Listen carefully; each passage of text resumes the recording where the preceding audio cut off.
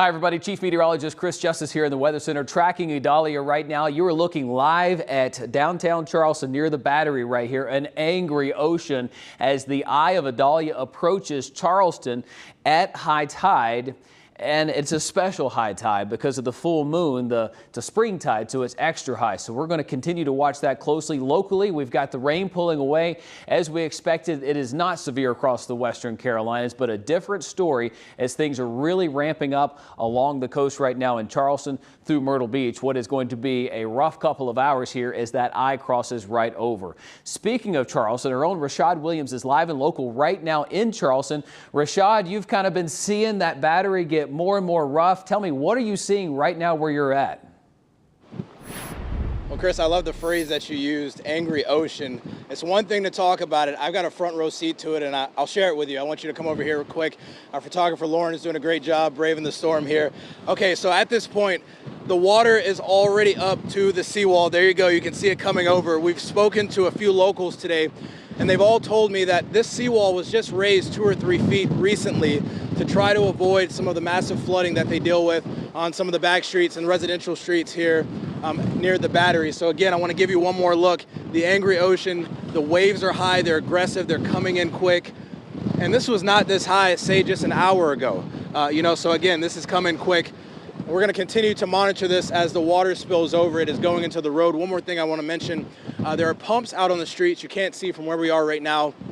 2 different pumps. One of the pumps has completely stopped working, right? So the other pump is having to pick up the slack for the other one, and it's pumping water out at rapid speeds. With the water going into the ocean, that is only adding to it as the water continues to spill over. So Chris, we'll continue to watch this system. I believe I've lost you.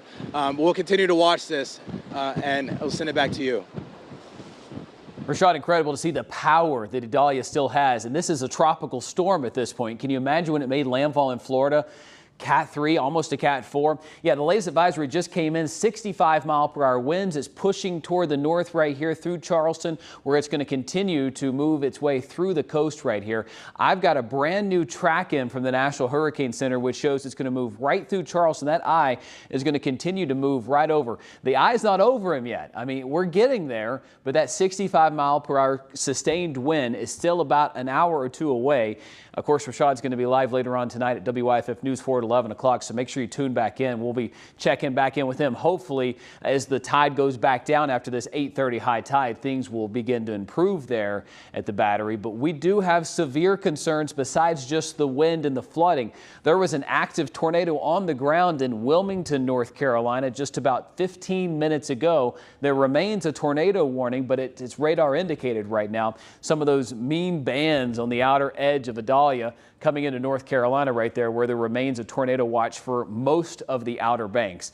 Again, we're on the west side. Anytime you're on the west side of a tropical system, it's the more friendly side, the gentler side, and we're going to continue to watch this closely. Our rain chances are ending quickly. Flood warnings from I-95 to I-26. If your travels take you that way, folks, it's best just to let this thing get on out of here tonight. Do what you got to do tomorrow, and we're looking at a beautiful forecast Thursday through Labor Day weekend. Just kind of let things calm down here tonight as we're watching this closely. Look closer here. There's Wilmington. There's that tornado warning that we have for Wilmington. It was a confirmed tornado just a moment ago. They do not have ground confirmation anymore, but it was right there at the top of the hour. Back here at home, live Super Doppler 4 continuing to watch out for our area. We're watching the rain that's moving through the area. We do have flood watches for Greenwood, Lawrence, and Union County as we're continuing to watch our area closely.